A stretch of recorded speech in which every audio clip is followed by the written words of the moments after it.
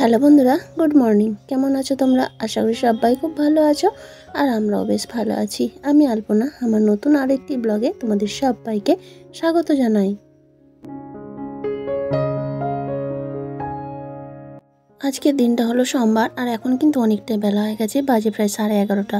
তো সকালে যাবতীয় কাজকর্ম রান্নাবান্নাও আমার কমপ্লিট। আজকে তোমাদের দাদাভাই বাড়িতে নেই, তাই মা মেয়ের খাওয়া রান্না করেছি পাঙ্গাস মাছ আর হচ্ছে চিচিঙ্গে ভাজা। তো তোমাদের দাদাভাই সকালে হাট গিয়েছিল আর কয়েকদিন ধরে আমাদের নিরামিষ চলছিল, তাই আজকে তার শেষ। তো সেই জন্যই আজকে একটু মাছ না হলে আর চলছে না, অনেক দিন হয়ে গেল তো খাওয়া হয়নি। বিশেষ করে বাচ্চাটার সমস্যা হচ্ছে, তাই আর কি হাট গিয়ে একটু মাছ এনে দিয়েছিল।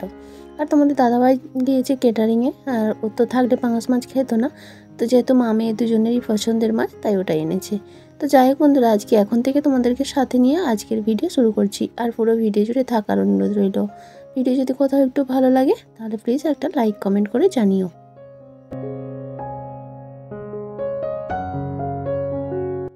গ্রামের ছোট্ট একটা ভাঙাচোরা মাটির রান্নাঘর, তো সেটাকে আমি কিন্তু বেশ টিপটাপ পরিষ্কার পরিচ্ছন্ন করে রাখি। আসলে কি বলতো, নিজের যদি কোনো জিনিস সেটা ভাঙাচোরা বা কুঁড়ে ঘর হয়, সেটাই কিন্তু নিজের কাছে স্বর্গ মনে হয়, কারণ সেটা যে একান্তই নিজের।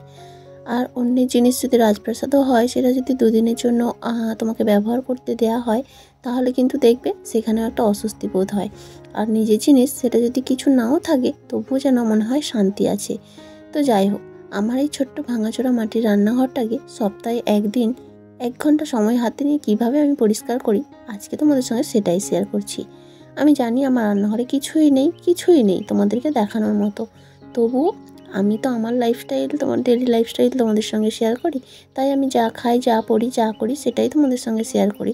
তা আজ যেহেতু আমার রান্নাঘরটাকে সাপ্তাহিক ক্লিনিং করছি, তো তোমাদের সঙ্গে সেটাই শেয়ার করছি। তো কেমন লাগে অবশ্যই তোমরা কমেন্ট করে জানিও। দেখলে দুদিকের কৌটোগুলো একটু উঁচুতে রয়েছে, একটু দূরে। তো সেই কারণে না, ওগুলোকে যখন সাপ্তাহিক ক্লিন করি তখন আর সাবান দিয়ে পরিষ্কার করি না, ওই একটা ভিজে কাপড় দিয়ে পরিষ্কার করে তারপরে আবারও জায়গা মতো গুছিয়ে দিলাম। আর এই সেই জিনিসগুলো, এগুলো গ্যাসের কাছাকাছিই থাকে আর সবসময় ব্যবহার হয়, তাই একটু নোংরা বেশি হয়। তাই এইগুলোকে কিন্তু সাবান দিয়ে পরিষ্কার করতে হয়।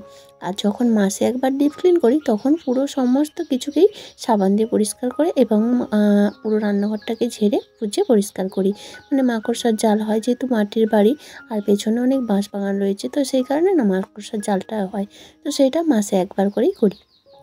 তো দেখো, এখন কিছু কৌটো নিয়ে চলে আসলাম আর এসে ভালো করে সাবান দিয়ে চকচকে করে পরিষ্কার করে এখন দেখো জল দিয়ে ধুয়ে নিচ্ছি। তবে এগুলোকে এবার রৌদ্রে শুকনো দেবো। আর আজকে কিন্তু বেশ গরম, তবে আজকে দুপুর থেকে বৃষ্টি হওয়ার সম্ভাবনা রয়েছে। তো সেই কারণেই একটু একটু করে কাজ করছি আর একটু একটু গুছিয়ে নিচ্ছি। কারণ একবারে সব করে যদি বাইরে রোদে মেলি, তারপরে যদি হঠাৎ করে বৃষ্টি চলে আসে, তখন কিন্তু আমি খুব সমস্যায় পড়ে যাব।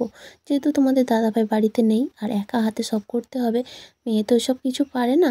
তো সেই ক্ষেত্রে আর কি, ওই জন্য একটু একটু করে করছি, আবার একটু একটু করে গুছিয়ে নিচ্ছি।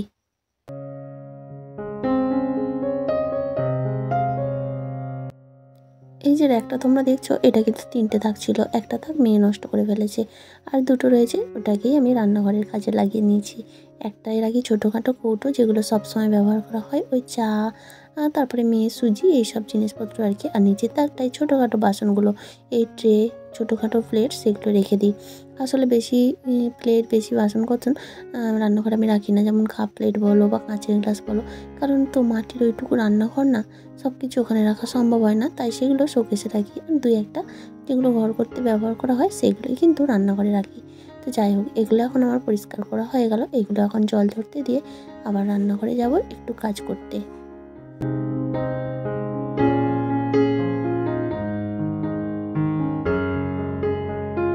আর এই যে পরিষ্কার করে কৌটোগুলো এখন রোদের মধ্যে দিয়ে দিচ্ছি। তবে কিছু কিছু জিনিস যেগুলো ঢাকনা একটু আলগা, সেগুলো না ভেজে গেছে ভেতরের দিকে, তো সেগুলো একটু খুলে খুলে রোদ দিচ্ছি, যাতে ভেতরের জিনিসটা শুকিয়ে যায়। আর যেগুলো টাইট জিনিস, যেমন মধুর বোতল, চায়ের বোতল, তো এগুলো বেশ টাইট আছে, সেগুলো একটু মানে ঢাকা সহই রেখে দিচ্ছি। যেগুলো একটু হালকা ঢিলা মনে হয় যেন একটু জল ঢুকে গেছে, সেগুলোকেই, আর এই মৌরির তো ভালোই জল ঢুকেছে, তো সেই জন্য সেগুলোকে খুলে রৌদ্রে দিয়ে দিলাম। আর ওদিকে বাসন মাজার একটা ওই বাসন রাখার একটাও কিন্তু ধুয়ে আগেই রেখে দিয়েছি।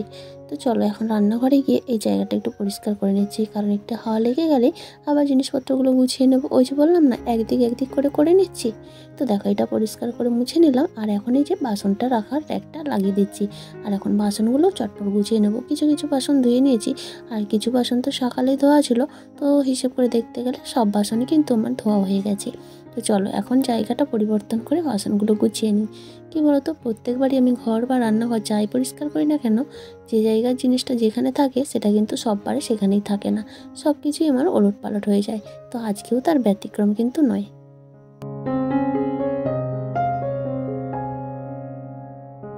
আর এইসব কাজগুলো করতে এত ভীষণ গরম লাগছে, পুরো ঘেমে নিয়ে গেছি, তোমরা সেটা দেখতেই পাচ্ছ। তো যাই হোক, ভীষণ কিন্তু কষ্ট হচ্ছে। আর এই কষ্ট করি কিসের জন্য বলো তো?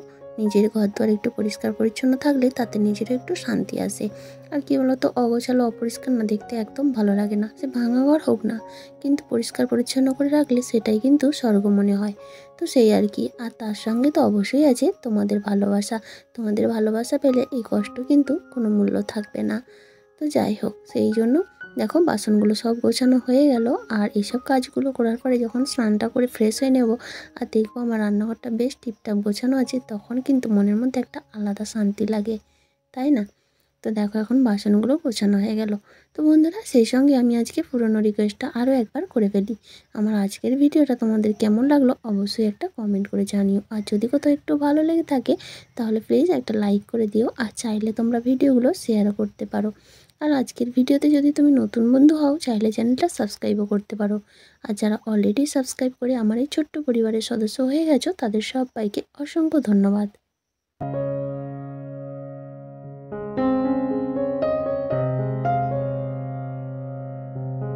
আর দেখো, তোমাদের সঙ্গে কথা বলতে বলতে আমার কাজ কিন্তু বেশ এগিয়ে গেছে। এখন এই যে একটাও জল চলে গেছে, নিয়ে চলে আসলাম। আর বাসনগুলো ওই যে নিচের একটা রেখে দিয়ে উপরের একটা ওই যে বলেছিলাম না ছোটোখাটো কয়েকটা কৌটো থাকে, তো সেগুলোই আবার সুন্দর করে সাজিয়ে নিচ্ছি। আর এটা উপরে রাখলে হাতের সামনে নিতে বেশ সুবিধা হয়, যেহেতু রান্নাঘরটা ছোট। এইটা আর আমার গ্যাস ওভেনটার মাঝামাঝি যে জায়গাটায় দাঁড়িয়ে আছে, ফাঁকা আছে, সেই জায়গাটায় দাঁড়িয়ে আমি রান্না করি, তাহলে দুদিক থেকে নিতে আমার বেশ সুবিধাই হয়। তো এই যে দেখো কৌটোগুলো গোছানো হয়ে গেল। আর কিন্তু এখনও কিছু কৌটো রয়েছে যেগুলো রান্নার জন্য ব্যবহার হয়, এই হলুদ লঙ্কা ধনে জিরে যেগুলো রয়েছে, এই যে সেই কৌটোটা। তো এটাকে এবার একটু পরিষ্কার করতে হবে, কারণ এটা হয় সব থেকে বেশি নোংরা। এই জায়গাটাও নোংরা হয় আর এই জিনিসগুলোও নোংরা হয়। তো চলো ওইগুলো নামিয়ে দিয়ে এখন জায়গাটা ভালো করে মুছে নিচ্ছি। আর তারপরে ওগুলো আবার ভালো করে সাবান দিয়ে ধুয়ে নেব। তো গ্যাস ওভেনটাও কিন্তু এখনও মুছতে বাকি আছে, রান্না করেছিলাম না, তো তারপরে আর মোছা হয় না, ভাবলাম যেহেতু পরিষ্কার করব একেবারেই করে নেব। আর দেখো এই যে বলতে বলতে গ্যাস ওভেনটাও পরিষ্কার করে নিচ্ছি। তবে আজকে রান্না যেহেতু অল্প একটুখানি রান্না হয়েছে, একটুও কিন্তু নোংরা হয়নি। তবু রান্নার পর একটু না মুছলে কেমন যেন হয়।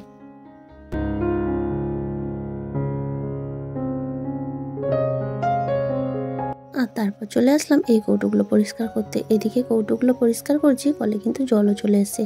এর মাঝে ড্রামটাকে ধুয়ে ভালো করে পরিষ্কার করে এক ড্রাম জল ভরে নিচ্ছি, কারণ আজ থেকে দুপুর থেকে বৃষ্টি হওয়ার সম্ভাবনা। আর এখন এই মুহূর্তে কিন্তু অলরেডি মেঘ শুরু হয়ে গেছে। তো মেয়ে তো স্নান করবে, তাড়াহুড়ো করছে। তো এগুলো করে নিয়ে একটু রোদে দিয়ে দেবো, তবে ভাবছি রোদে দেবো না দুয়ারে রাখবো, কারণ মেঘটা বেশ উঠে গেছে। তো তারপরে যাই হোক এখন রোদেই মেলে দেবো আপাতত, দিয়ে মেয়েকে স্নান করিয়ে আমি স্নান করে ঠাকুর পুজোটাও দিতে হবে। আর তারপরে খাওয়া দাওয়া করে বাকি কাজকর্ম বলে সেটাই ভেবেছিলাম।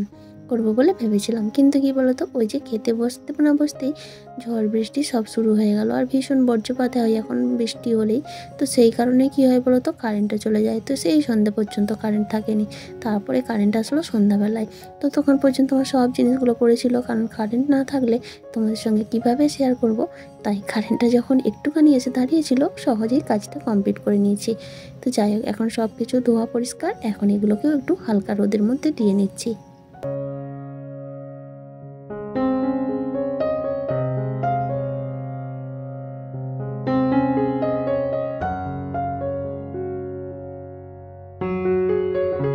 চলো এই কৌটোগুলো এখন রোদ দিয়ে দিলাম। তবে এই কৌটোগুলো বেশ ঢাকনাগুলো টাইট আছে, তো সেই কারণেই আর কিছু ভেতরে জল যায়নি, তাই ভেতরে আর খুলে দিলাম না আর কি, এমনি রোদ দিয়ে নিলাম।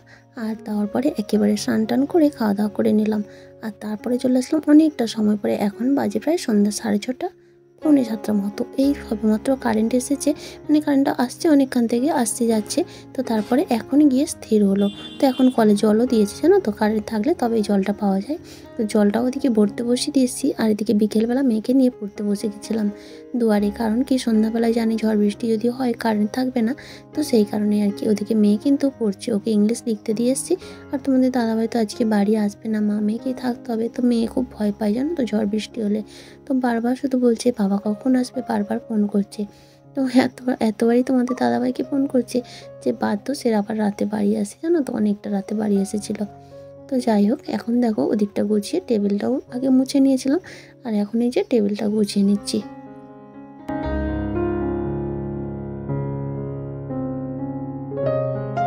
তো দেখো এখন ফাইনাল লুকটা তোমাদের দেখিয়ে দিই। আমার পুরো ভাঙাচোরা রান্নাঘরটা একেবারে পরিষ্কার পরিচ্ছন্ন করে নিয়েছি, আর তারপরে সব কিছু গোছগাছ করে একবার তোমাদের সঙ্গে শেয়ার করে নিচ্ছি।